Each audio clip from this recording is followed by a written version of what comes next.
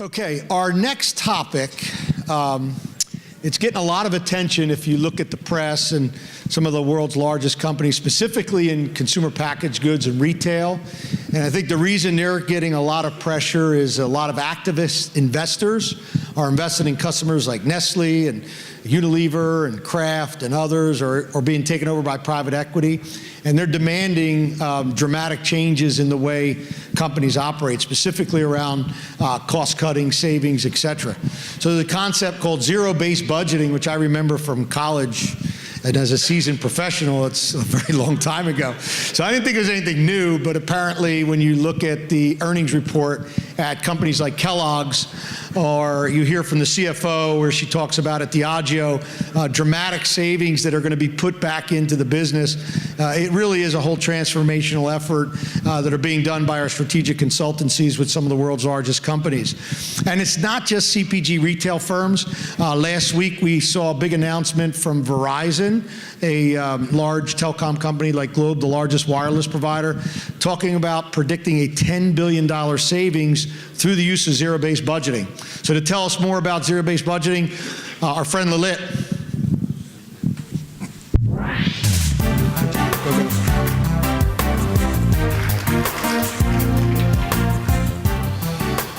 Yeah, just getting organized. Thank you very much for having me here today.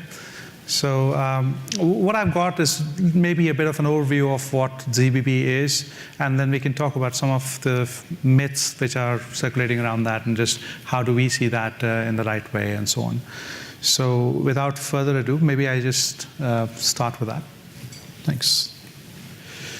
So we did a survey, transformation, cost reduction, we do this a lot in McKinsey, and we did a survey of how many people actually announced cost reduction efforts at some point in time. Said my G&A is going to come down as a percentage by 2010, and then we kind of tracked how many of them stayed on track.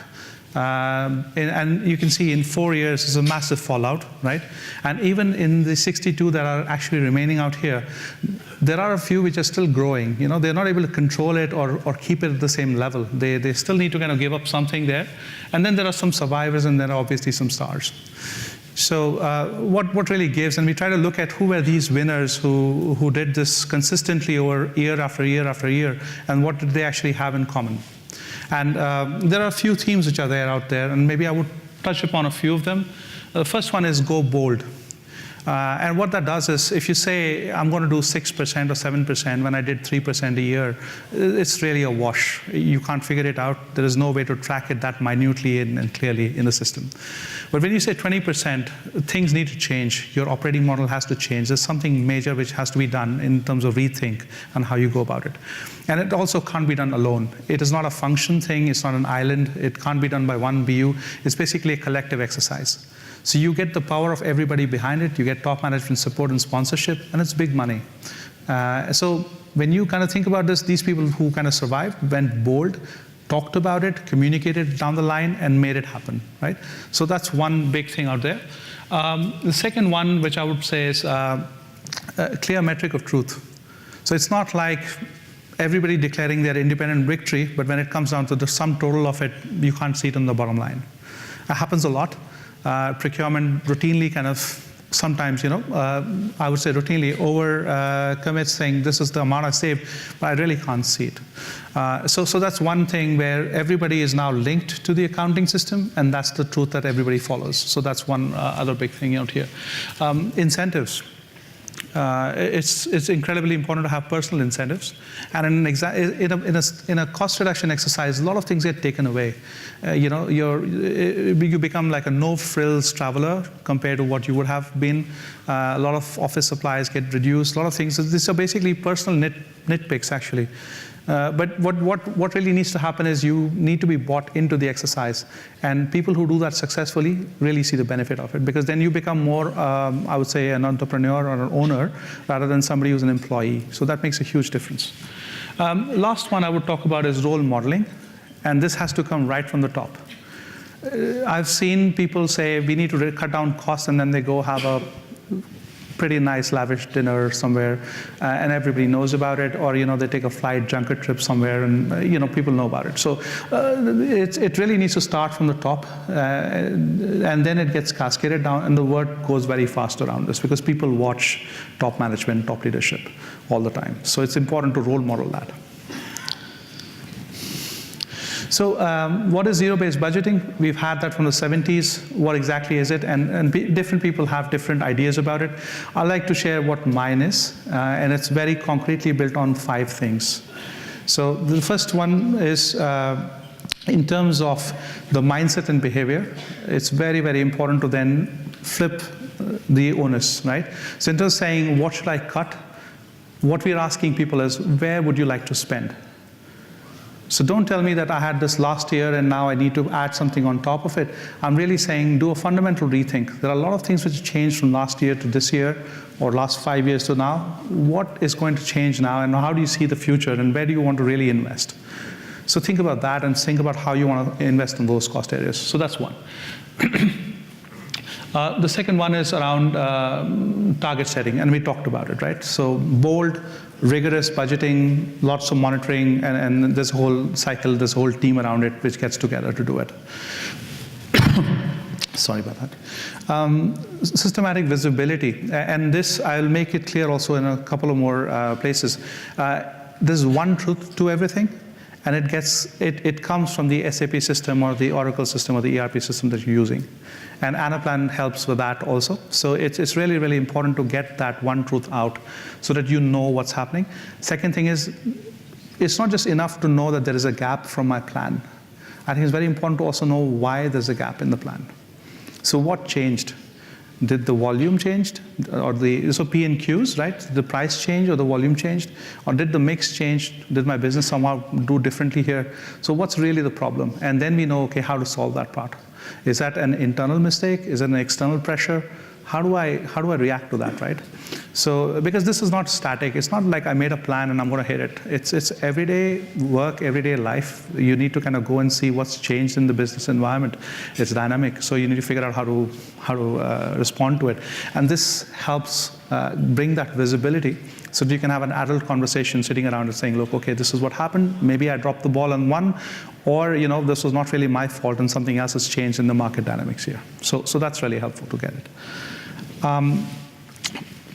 Personal incentives, and I talked about it. So it's really important to have that in mind. Some way or the other, you need to make things easier, better for the employees who are working with you, your team members. It's really, really important. And then the governance part of it. So ZBB has a pretty unique governance system, at least in McKinsey methodology, which is we have a dual ownership concept. So there is somebody who's a SME, a subject matter expert on something, who is really the person who's kind of driving that effort. And then there are individual, BU leadership who's kind of in that function, and they kind of take responsibility for it. So what really happens is you have somebody who gives sponsorship, but there's also somebody who challenges what's happening in there, and somebody who has the tools, the methodology to actually question and find solutions afterwards. So if you take, for example, logistics costs of something, right? If you don't have a person who's deep in logistics helping with that, it's not going to get very far. You may have a target, you may have a plan, but you want to move that along, you need some sort of horsepower to move it. So we are looking at expertise on one side, and then typical line ownership on the other, and that comes together to kind of look at every single touch point of the matrix of all costs. So every cost has a cost category leader, and then there is a financial P&L owner of that. So that comes in as a matrix, and that's what really makes it work. That's where you get challenged and you decide, that we can do something differently out here. So it's a healthy challenge. I'm not meaning that it needs to be always hostile or something, but it's something which is insight-driven challenge which comes through, and you get more ideas on how do I negotiate or maneuver around this problem. Great. So what is ZBB? It's basically a rigorous challenge to every cost being spent in the business, right? And the idea is to basically drive accountability and support that with resources, and then you get some results out here, right? What makes it very different is the unprecedented visibility in this. You are able to track down from a cost figure on a higher level, drill it down deeper and deeper and deeper, right up to the PQ and the mixes around that. So that really makes a huge amount of difference. Dual ownership, we talked about that. And then the entire support around, the financial system, because we are now linked directly into the SAP. We are getting reports out of the SAP. So every month you can see budgets, variances, reasons for the variances, and so on. So it's something which everybody believes in, and that's what comes out and gets reported. Right. How can ZBB help? So just as you were mentioning, right, it's basically, you can see the news, you can see whatever comes out of it. This is real savings. It's a system, it's a methodology which gives year after year because it's embedded quite deep into the reporting system itself. So you're actually changing the way how you would do a cost reduction or productivity improvement exercise. So you're going right to the core of it, questioning what are the underlying assumptions on that, and then creating a lot of visibility around it so you can track it as you go along. So 2 to 6% EBITDA improvement is quite real. I've been in a few studies. I've seen that happen actually in my time. So it's quite real, and it's there for a grab.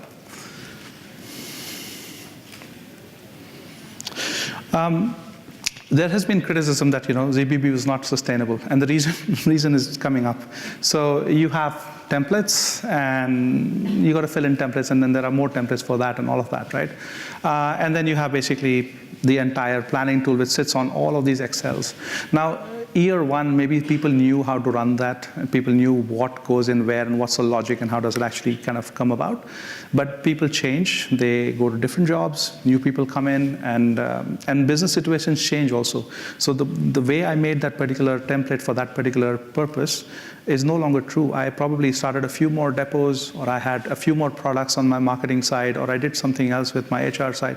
So, or I acquired a company. So things change, and then it's not easy to always statically look at Excel and then try to see if that can actually give you a result. So it was basically a dead end, and now we've changed that approach. So we basically look at two ways to go about this. One, on the overall surface side, right, what really needs to happen? We need to have a top-down view of how much compressibility is possible. So we do that. And the immediate benefit of that is wherever the costs are discretionary, right? For example, utility cost in a plant is not discretionary cost, right? You got to work to try and reduce that. But travel cost or admin cost or some other cost could be discretionary, and you could actually think about removing that, right? So wherever there are discretionary costs and you see that you are way above the benchmark, you can take a call immediately, put a policy in place, and really get it into the bottom line right up front. It can happen in 2 weeks within an exercise. So it's really, really rapid. You can get the results very quickly. The second approach is now bottom up, right? Because we also want to make sure that whatever you see on top is also kind of the reality, because we want to check if the operating model supports that view or not. And there could be some real constraints. There could be a locational constraint. You might have older machinery. There might be some reason why structurally it is hard to get it. And then you need a larger investment or something else to get you to that level. So this is a bottom-up approach. And then the idea here is through the dual ownership, through the entire, I would say, program management of this, what we try to do is bring this two together. So we try to look at the variances, try to understand why that is driving it, and what could be done around it, right? And then, of course, the ideas come by, then there are mandates set up, and there's a budget and all that thing.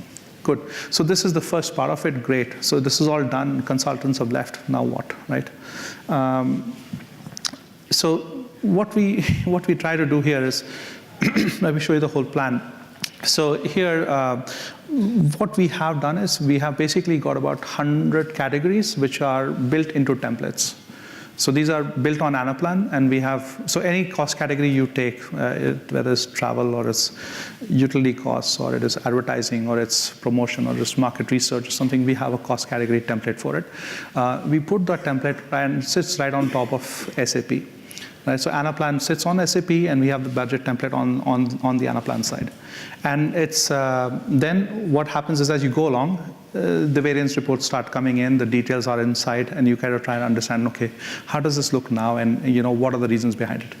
So it's a live system. It's not like one time somebody did it and they've gone away. The reasons were there, the assumptions were there. Now you can test each of those assumptions.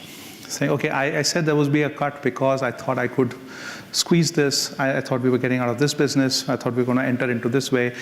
I thought we were going to focus on a different channel. So if those assumptions now hold true, so why would you not get the result? So for example, advertising, we might have said, okay, at that point in time, digital seems to be booming. Let's spend more on digital. Let's pull off online channels, right? And then when you see the variance reports and you're not hitting the cost numbers, you can really take a hard look, saying, okay, I did try it. Did it work for me or not? Did I have to switch back or not? Or maybe I didn't try enough, and maybe I should go all in, and I'm still there's a lot of resistance still, right? But that's a real conversation, and it's based on facts. So that's what it helps you do. So it doesn't leave you with Excels, and which don't update forward, but it's basically built on your ledger system, how that reports it, how that SAP report comes up, and then how do you bring it into very clear, sharp templates on then you can do the analysis on what's going wrong. So that's a bit of the ZBB methodology. What I want to also talk about is very quickly maybe a few facts around this, and the circulating myths around that. So the first myth, it's only about cost cutting, right? And this is so people say this is another productivity improvement effort, and it's all around cost. You're basically focused on that. But when we do this exercise, it's a lot more about ownership. It's a lot more about looking at things differently and saying, if I need to get a 20, 25, 30%, 3G would normally say 30% in 2 years or something. So if you are looking at that kind of cut very quickly, you need to look at how fundamentally you operate and do it differently. And that requires some innovative thinking. It requires a lot of ownership around what can I take charge of, what I don't want to. It looks at all the previous assumptions which are behind that and which came up to a certain number, and really looking at, okay, which of these portfolio of products do I want to really support? And I know that some of them are going to be dogs. I know I give them something, but they're never going to come up. So why do I do it, and why can't I kill it? And so those are questions which come up, and people think about it, and that's why it's more than cost. It's more about how you see your company, how you see your function evolve, and then where do you want to really focus, and how do you do that in a very clean, zero-based way. All ZBB programs should be the same, right? So that's typical, that's the kind of vibe you get. So let me try and talk about an example. One of my clients, where we started off, we had this really, I would say, heartfelt or open discussion with the leadership team, saying, what kind of ZBB do you want to run? And that's important, because you want to have soul. You want to bring and pull all your people in. You need to buy in. Everybody needs to buy into that, right? So some of the things, like I would not cut tissue paper. I'm not going to cut some of the drinks on my pantry. And then when we try to implement it also, the idea was, let's do sensitivity analysis on each of these steps. So yes, there are these X levers that you're telling me, but what is the impact of each lever, and is that significant or not?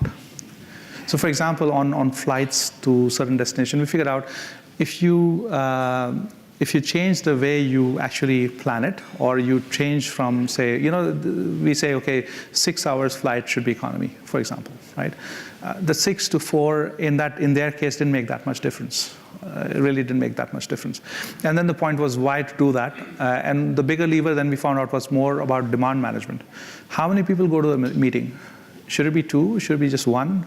Do you really need to go, or should it be just a call or something, or a VC?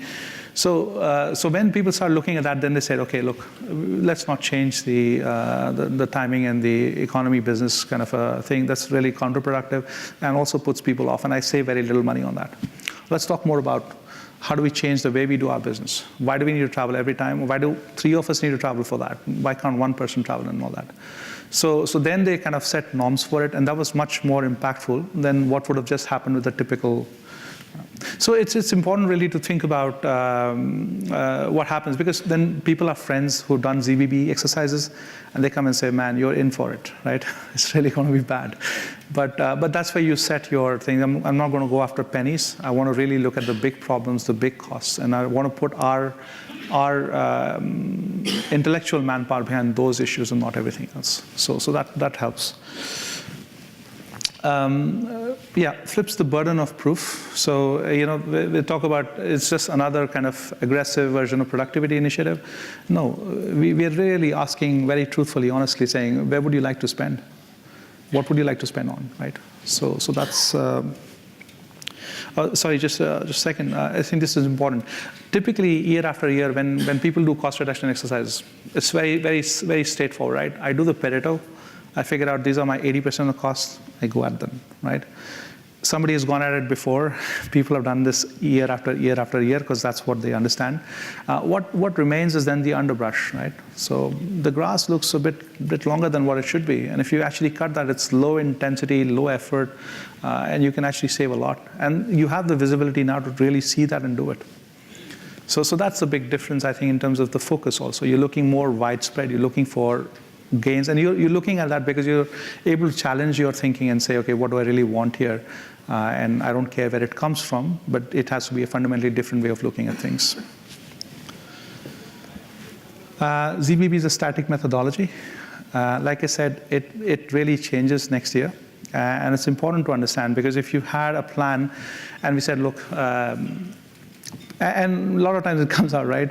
Am I going to be in my job next year? Or is my boss going to be in my job next year? Maybe not. Maybe he'll move around.